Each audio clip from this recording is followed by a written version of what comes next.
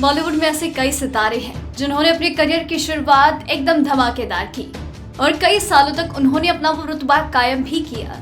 लेकिन वक्त के साथ धीरे धीरे काम मिलना कम हो गया और वो सितारे, वो चेहरे इंडस्ट्री से लगभग गायब ही हो गए। और उनमें से एक है कमल सदाना।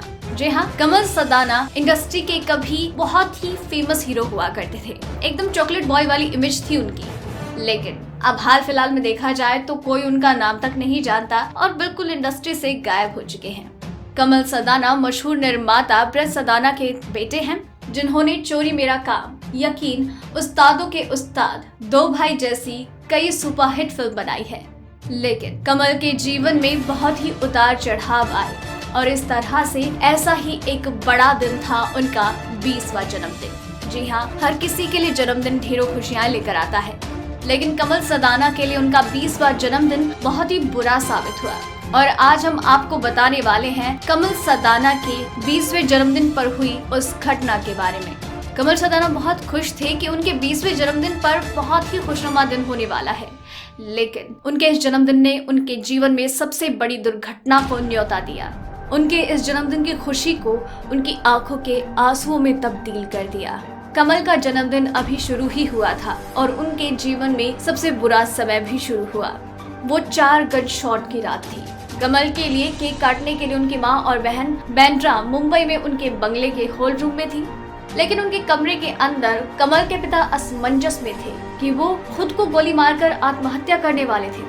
लेकिन उन्हें एहसास हुआ कि उनके बिना उनका परिवार जीवित नहीं रह पाएगा और फिर उन्होंने एक कठोर निर्णय लिया और जिसने कमल की जिंदगी ही बदल कर रख दी। ब्रिज हॉल में गए, जहाँ पर केक काटने के लिए सभी लोग मौजूद थे। सब कुछ एकदम से तैयार था, लेकिन कमल के बर्थडे की शुभकामनाएं और बधाइयों की बजाय घर से चीख पुकार सुनाई दी। 32 बोर स्मिथ और वेसन रिवॉल्वर लिए और पहले अपनी पत्नी सईदा खान और फिर अपनी बेटी नम्रता को निशाना बनाया। ब्रिज के दिमाग पर कुछ दबाव था, क्योंकि नम्रता एक मुस्लिम लड़के से प्यार करती थी और उसी से शादी करना चाहती थी, जबकि ब्रिज खुद इसके खिलाफ थे। लेकिन इसके उलट ब्रिज ने खुद एक मुस्लिम लड़की से शादी की थी और इस वजह से उनके घर में लगातार ही झगड़े होते थे। जब तक कमल इस बात को पचा पाते तब तक उनकी माँ और बहन को उनके पिता गोली मार चुके थे और ब्रिज ने कमल के गर्दन पर भी गोली मार दी। और उस वक्त उस अपराध बोध में कि उन्होंने अपने परिवार का कत्ल कर दिया है, उसके बाद वो वापस अपने बेडरूम में चले गए। अब यहाँ पर आप कमल को भाग्यशाली ही कह लीजिए कि उनके गले पर गोली उन्हें छूकर निकल गई और उन्हें ज्यादा कुछ चोट नहीं लगी। चारों तरफ खून ही खून था और कमल का दोस्त घर में घुसने में कामयाब रहा और उन्होंने कमल की मां और उनकी बहन को मुंबई के बाबा हॉस्पिटल में भर्ती करवाया। लेकिन कमल के पिता वापस अपने कमरे में बंद हो गए थे। कमल अपनी अचेतन अवस्था में अपने पिता को उस जगह नहीं छोड़ना चाहते थे जहाँ वो थे। उन्हें डर था कि कहीं उनके पिता खुद को मार ना ले। और जब कमल का थोड़ा उपचार किया गया और जब वो घर लौटे तो उन्हें एक सदमा लगा। उन्होंने अपने पिता को कमरे में मृत पाया।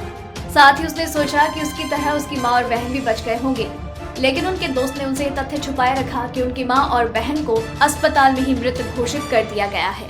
ब्रज सदाना ने खुद को और अपने परिवार को एक लाइसेंसी रिवॉल्वर से मार डाला।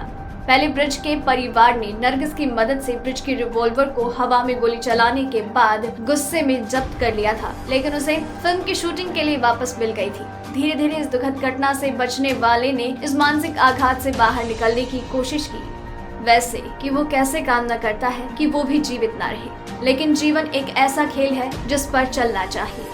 आज तक कमल सदाना अपना जन्मदिन नहीं मनाते क्योंकि उन्हें आज भी इसी बात का डर है और आधी रात को उठते हैं तब भी उनके दिमाग में यही घटना वापस से आती है। जानकारी कैसी लगी नीचे कमेंट सेक्शन में जरूर बताइएगा और आप तक ऐसे और भी कई किस्से कहानियां लगातार पहुंचाते रहेंगे, इसलिए चैनल के साथ बने रहिए।